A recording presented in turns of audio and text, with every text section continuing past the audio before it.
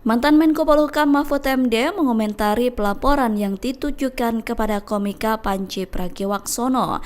Mahfud menjamin Panji tidak bisa dipidana gara-gara pertunjukan stand-up komedi Mensrea. Melalui kanal YouTube-nya dilansir pada Rabu 14 Januari, Mahfud menegaskan Panji tidak akan dihukum. Alasan utama Mahfud yakin Panji tidak akan dihukum karena asas legalitas.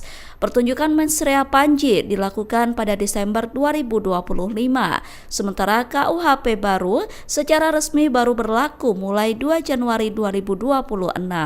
Selain itu, Mahfud menilai materi yang disampaikan Panji dalam Mensrea tidak memenuhi unsur pasal 300 KUHP tentang penodaan agama. Download Tribun X sekarang, menghadirkan lokal menjadi Indonesia.